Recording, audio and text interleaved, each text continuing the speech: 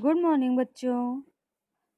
आज मैं आप सबको आपकी हिंदी पाठ्य पुस्तक कृतिका का पाठ एक माता का आंचल के बारे में बताऊंगी। तो पहले माता का आंचल के बारे में जान लेते हैं। माता का आंचल पाठ शिवपूजन सहाय द्वारा लिखा गया है, जिसमें लेखक ने माँ के साथ एक अद्भुत लगाव को दर्शाया है। इस पाठ में ग्राम संस्कृति का चित्रण किया गया है। कथाकार का नाम तारकेश्वर था। पिता अपने साथ ही उसे सुलाते, सुबह उठाते और नहलाते थे। वे पूजा के समय उसे अपने पास बिठाकर शंकर जी जैसा तिलक लगाते, जो लेखक को खुशी देती थी। पूजा के बाद पिताजी उसे कंधे पर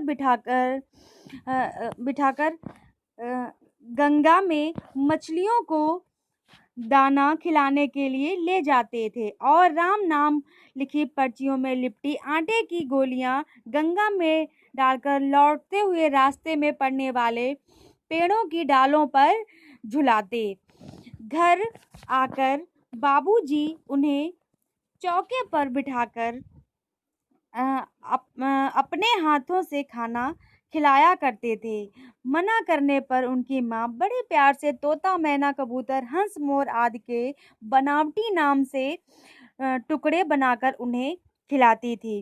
खाना खाकर बाहर जाते हुए माँ उसे झपट कर पकड़ लेती थी और रोते रहने के बाद भी बालों में तेल डालकर कंघी कर देती। कुर्ता टोपी पहनाकर, चोटी गूंथकर फूलदार लट्टू लगा देती थी। लेखक रोते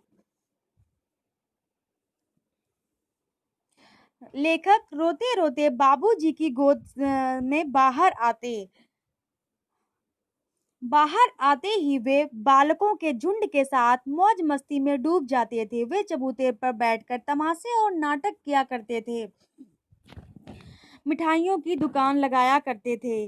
घरौंदे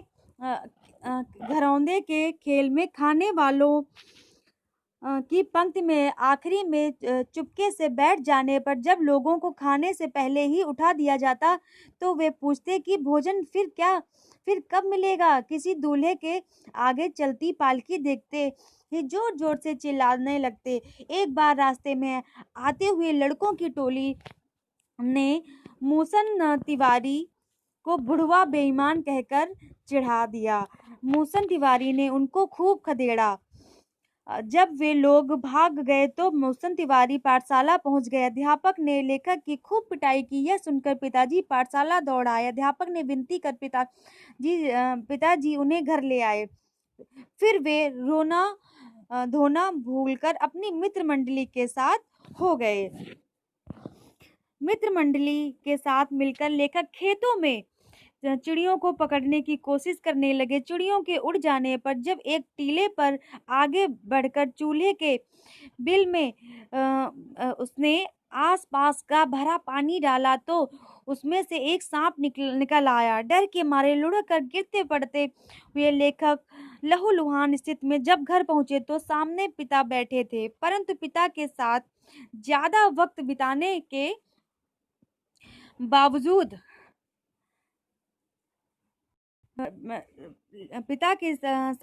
समय बिताने के बावजूद लेखक को अंदर आकर माँ से लिपटने में अधिक